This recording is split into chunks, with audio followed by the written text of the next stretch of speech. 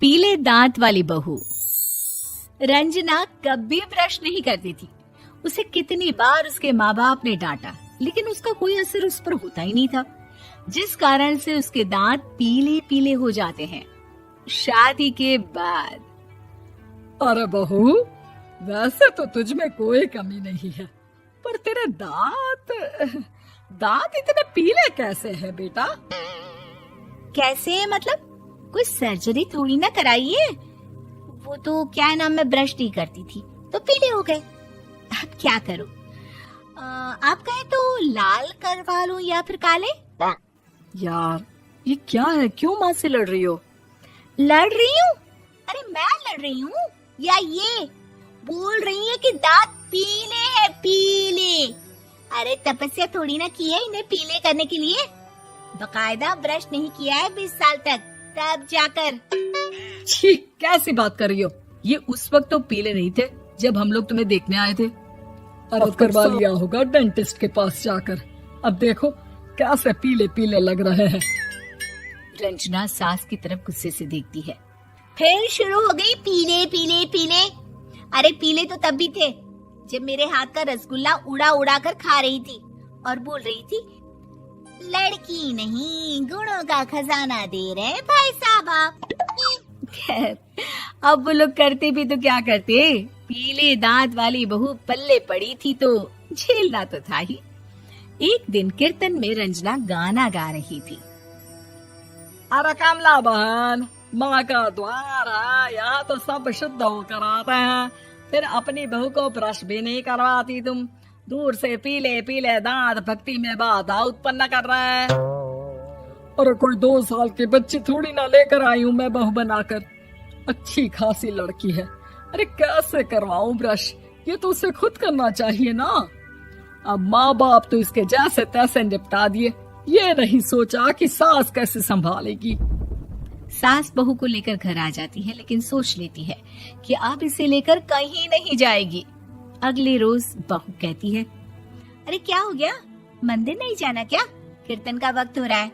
मेरी मधुर वाणी से कान्हा जी जागते हैं और सोते हैं। आप तो जानती है ना उनकी भक्ति में कितना मन लगता है मेरा। वो क्या है ना, तबीयत ठीक नहीं लग रही है मेरी, आराम करूंगी मैं। तबीयत ठीक नहीं लग रही? अभी तो मिथुन के गाने पर नाच रही थी आप, और अब बोल रही है कि तबीयत ठीक नहीं लग रही। अरे भक्ति में मन लगा लो सासू माँ, ऊपर जाना है, क्या मुंह दिखाओगी आप? हाँ? सास को बहू की बात पर गुस्सा आ जाता है। मैं क्या मुंह दिखाऊंगी, इसकी चिंता तो ना कर, समझी? अपने मुंह की चिंता कर, जो ये पीले पीले दांत लेकर हर जगह पहुंच जाती है। पता है लोग कितना मजाक बनाते हैं। ना जी ना, मैं नहीं जाना कहीं तेरे साथ। तो ये बात है, कोई ना, मत जाओ, मैं अपने कमरे में ही बैठकर भक्ति कर लूंगी। ऊपर वाला दांत थोड़ी ना देखता है, मन देखता है, भावना देखता है। और अरे बस बस, तू सब कुछ दिखा, बस ये सफेद चमकदार दांत ना दिखाना किसी को, है? जा यहाँ से। बहू को सास की बात का कोई फर्क नहीं पड़ता, वो तो जैसी थी वैसी ही रह जाती है। सुबह नहाकर किचन में खाना बनाना, फिर खाना खाना, कीर्तन भजन करना और सो जाना। एक दिन, माँ जी मैं सहेली के घर जा रही हूँ, शाम को लेट आऊंगी। हाँ हाँ तो जाना, मैंने कौन सा तेरी आरती करनी है घर पर बैठकर। रंजना सहेली के घर जाती है, जहाँ वो पार्टी में जाने की तैयारी कर रही होती है। अरे शिखा, कहाँ जाने की तैयारी कर रही है?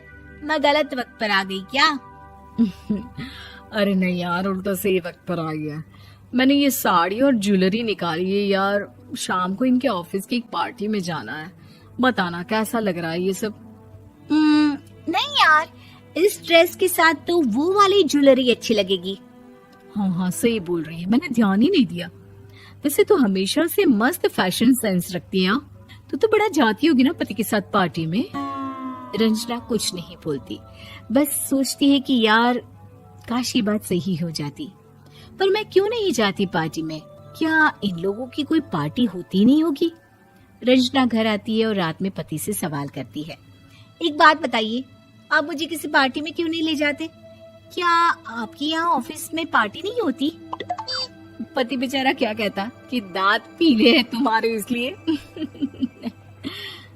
अरे कोई पार्टी होती नहीं हम लोगों के ऑफिस में, तो कहाँ से लेकर जाऊं? और मार्केट, मॉल, कहीं वीकेंड घूमना, कहीं तो। अरे यार, सारे हफ्ते में एक छुट्टी मिलती है, तो सोचता हूँ कि आराम ही कर लूं। क्यों? रंजना मन मार के रह जाती है। पहले कभी सास के साथ मंदिर जाया करती थी, लेकिन वो भी सास ने ले जाना बंद कर दिया। घर बैठी बैठी रंजना बोर हो जाती है। तभी उसे आइडिया आता है और वो मायके जाने का सोचती है। सासू माँ, 2 दिनों के लिए मम्मी के घर जा रही हूँ।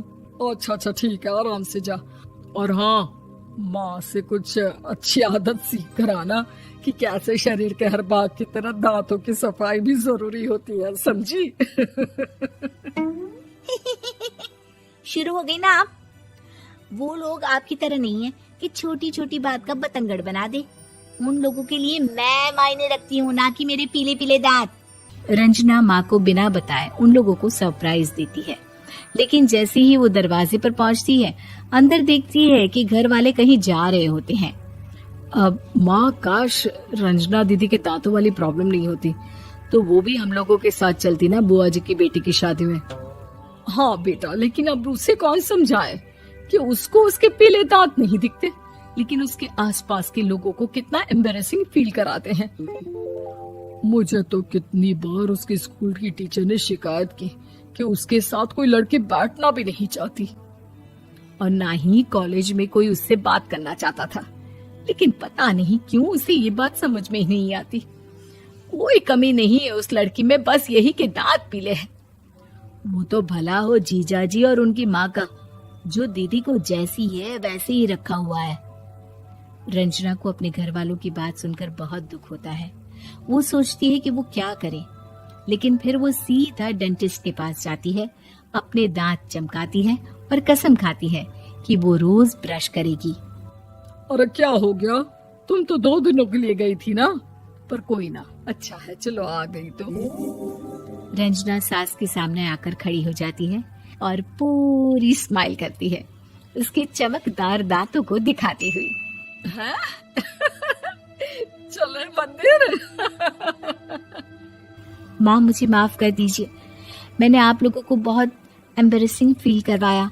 मैं आज से रोज ब्रश करूंगी।